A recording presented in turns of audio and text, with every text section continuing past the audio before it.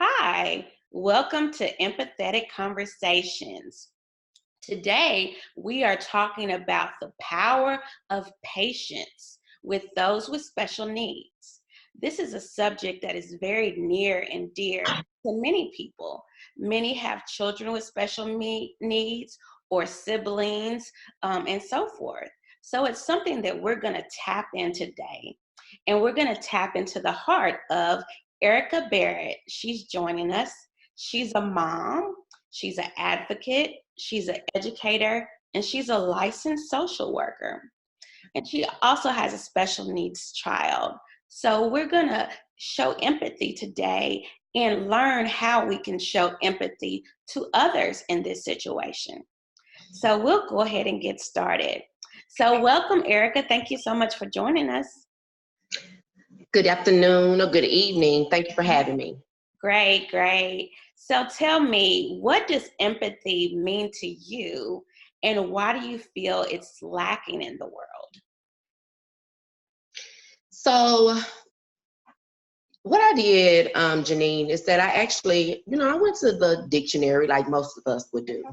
And I say, what is empathy? It's not that I didn't know it. It's not that I hadn't experienced it. But I just kind of want to make sure that I was on the right track.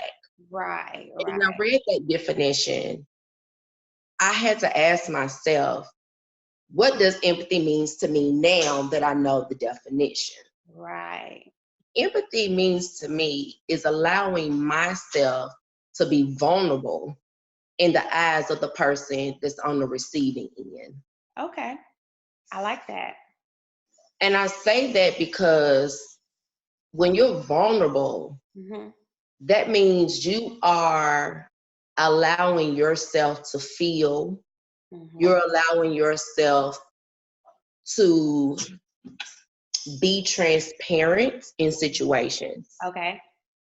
And with that, that's when the person on the receiving end can then receive you fully. Right. They can trust. Yes, wholeheartedly. Right. And that's when, to me, that's when the healing process starts to happen for that person that's on the receiving end, as well as the person that's the giver. Right. And I believe that the second part of your question is, why is the world lacking empathy? I believe that the world is afraid to really be transparent with situations, whether it's addressing a person with special needs, whether it's dealing with someone who's really experiencing trauma and you have not experienced that for yourself. Right. I believe the world has a polished look based on, in all honesty, based on social media, everything's perfect. Right. And I believe that's why the world don't know what empathy looks like, because it's missing in the families. We don't have that in the communities. We don't have the communities anymore, where we have the environments are different now, which we were raised a long time ago. Right. And a lot of people just don't want to be transparent about their own personal experiences. So that's what I think. I like that. And it's so true. A lot of people are embarrassed or ashamed. They feel like they're the only ones going through this, so I don't want to reveal it.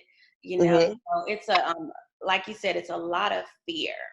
So that's where we come in. We're trying to bring empathy to the world and teach empathy. So thank you again for being here. So let me ask you this. Does caring for a loved one with special needs require empathy? It definitely requires empathy. It also enlightened me on a level of how much empathy, because I think there's really different levels of empathy. I just believe so. For example, well, and let's just if we make it broad, you know, in the world, and hear something for us, like on the news, you know, sometimes we can say, oh, you know, wow.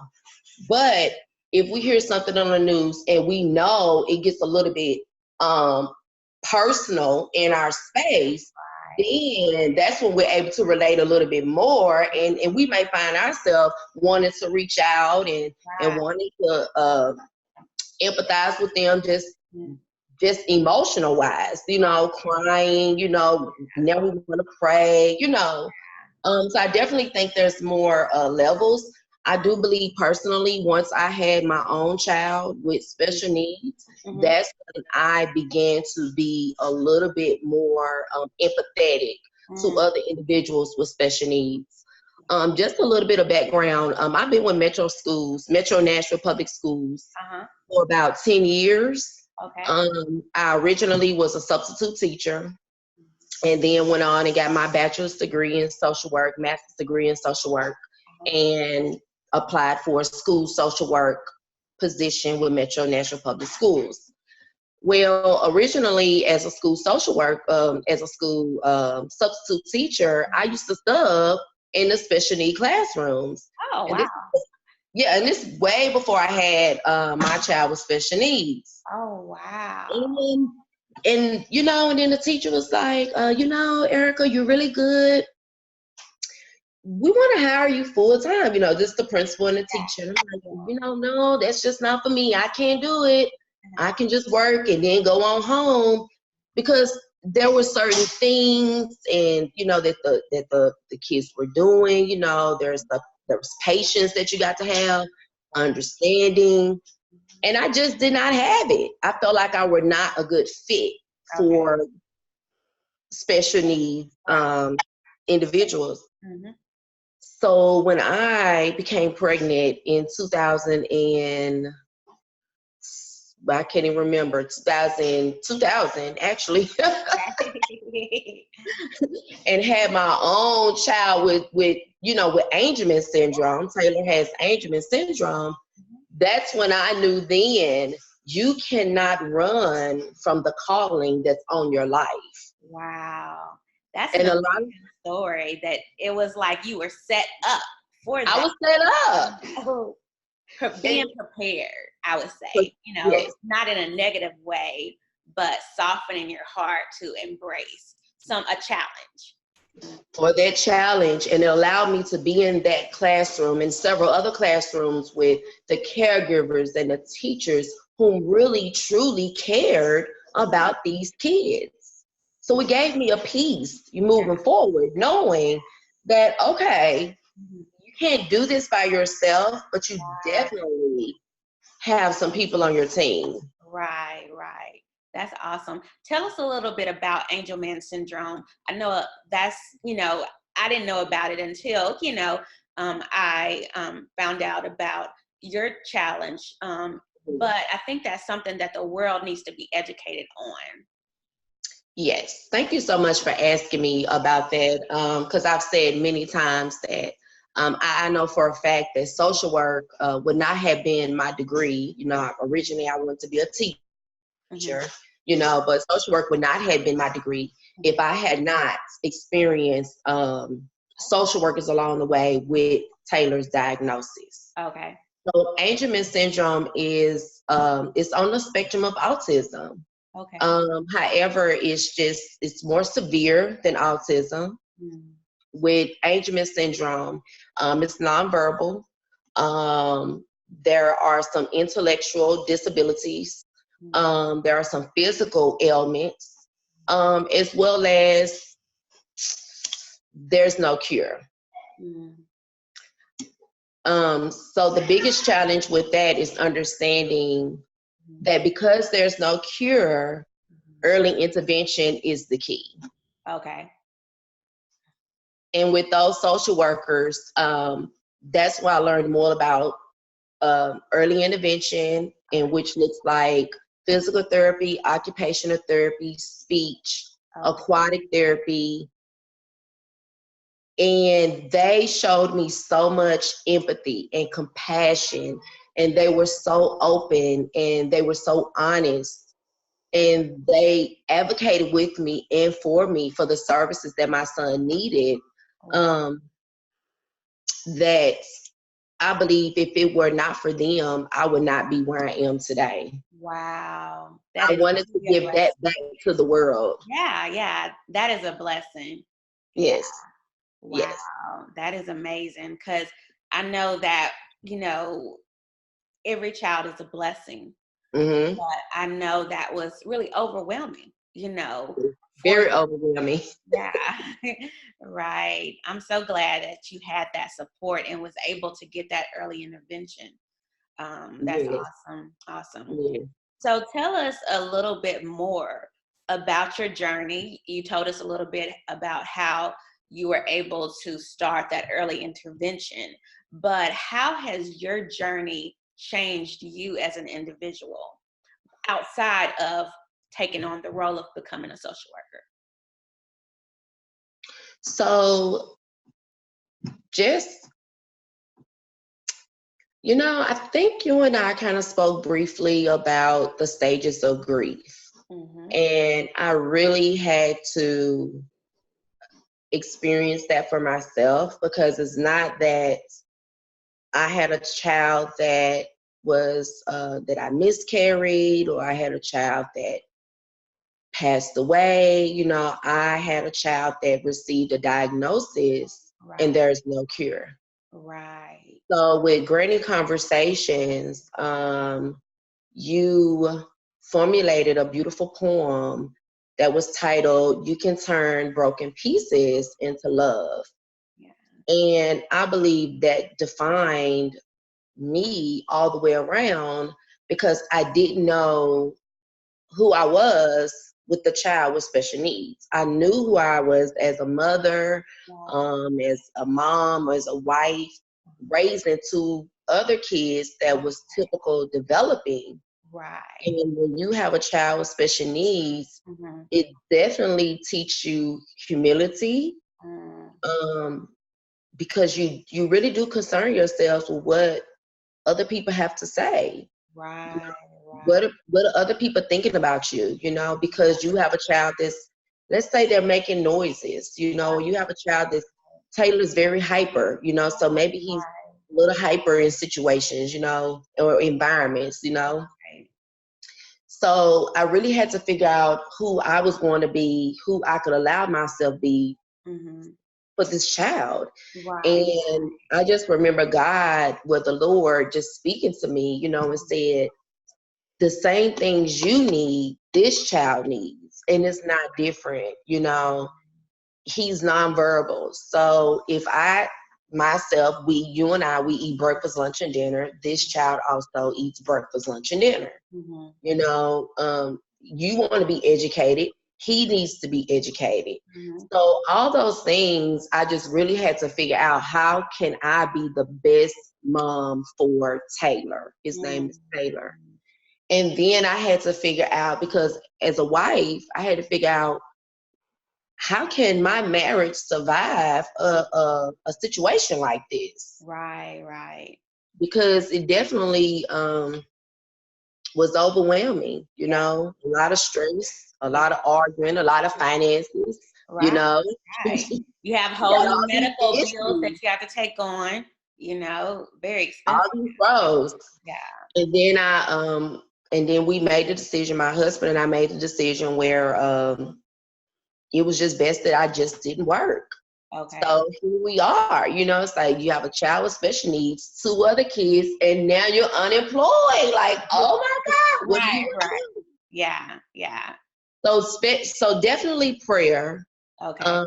And my support system, I say the Firebirds, my family, my friends, everybody just kind of continued to just pour into me, life, taught me how to speak affirmations over my life, so I could believe that I'm more than a conqueror, and that Taylor was going to be fine. It's like I needed to heal. I needed to be okay with the decision. Yeah. Of the diagnosis, not the decision, the diagnosis. Yeah. And I really love that you mentioned how important it is to grieve, because you're grieving not having a healthy child, Mm-hmm. and taking the time to allow yourself to heal before you go into the situation. Exactly. Because imagine if you went right into the situation, head first, and didn't take time to really process what effect this is having on you and your family, then eventually you would have a breakdown. You would Yep. explode. Exactly. So just Exactly. reinforcing to the world, we want to remember that regardless of what situation you are faced with, take time. It's not selfish to take that time to process what happened and to heal, grieve if you need to. Yeah. Right. Now, what about your other children? How were you able to not neglect them while having to give so much more attention to Taylor? So with my other kids, my oldest son now, Corian, is 18 years old. Okay. And so he was about 10, well, 12 when we first found out. Okay. He was already pretty much involved in activities at the school. So I definitely didn't want to change, what he was already going through at the schools, Right. giving him that attention, making sure that he received whatever that he needed on the levels. Mm-hmm. Far as educational wise, as well as sports, so we always I attended those events. Yeah. We was raised, with family, they were at our functions. They Right. didn't care what was going on, they were there. So I Yeah. made sure that I was there with him, supporting him. And so what happened is that now that I was unemployed, or Mm-hmm. I retired from my position. I don't like to say unemployed. I was retired from my position. Taylor and we just started attending his functions, you Okay. know, and just started being more involved in their school activities, Mm-hmm. as well as taking on the therapies full time. So it's like I was just a full time mom, stay at home mom. Okay. And now my middle child, Sterling, Uh-huh. that's a girl. Yeah. Now, the middle child, I already had that middle child syndrome. So, so you can always feel like that you're not giving enough and you're not doing enough, but you have to be so assured of yourself that you are doing what you're supposed to be doing as a parent, and it's okay to say no, and it's okay not to go. And still know that you're loving them, and still know that they love you. Yeah. So I don't know if I really answered that Yeah, question you or did. not. You did perfectly. You did Yeah. perfectly. I think that's beautiful. Beautiful. Thank And you. I can't express my admiration for you enough. I've watched you over the years, and I'm just always amazed at how strong you are despite your situation, and you always have a positive attitude, and your children are amazing. Next, let me ask you, what advice do you have for someone else that may be placed in this situation? Maybe they just, found out that they have a child with special needs. The best advice that I can give anyone with a child with special needs, or just want to know how they can be more empathetic overall, is allow yourself to be vulnerable. Allow yourself to be transparent in situations that may need you to be more open and more willing. And it's okay to be unapologetically imperfect, because nobody's perfect. I like that. Unapologetically imperfect. Yeah. Yeah. That's awesome. Awesome. So lastly, tell us what you're currently passionate about and how can we support you? So currently I'm passionate about the educational system, Okay. especially for those that have exceptional needs and services. So of course, I'm speaking about those that's in the school systems. They have IEPs, individual educational plans, because on those plans, you are really addressing the social, emotional, and the educational piece of those children with disabilities. So it's important to me that, from the principals to the teachers, as well as the parapros, the paraprofessionals, that they really focus in on those IEPs and they really make sure that the goals are being met and the services are being implemented. Because all those services ensure that a child will grow to meet their goals and exceed the expectations of all those that's on the team. So that's what's important to me. Awesome. Well, thank you so much for being a part of Empathetic Conversations, and we'll definitely continue to follow your journey, and we'll continue to pray for you and support you any way we can. But that closes out our episode, and I want to encourage, if anyone else out there is going through a particular situation and they would like to share it with the world, allow us to tap into your heart, show us how we can be empathetic to you so we can heal others. And also, if you are a parent of a special needs child, Granny's Conversations does have a card especially for you, as Erica mentioned, and it is available, and you can purchase it on our online website listed below. Thank you again, and have a good night.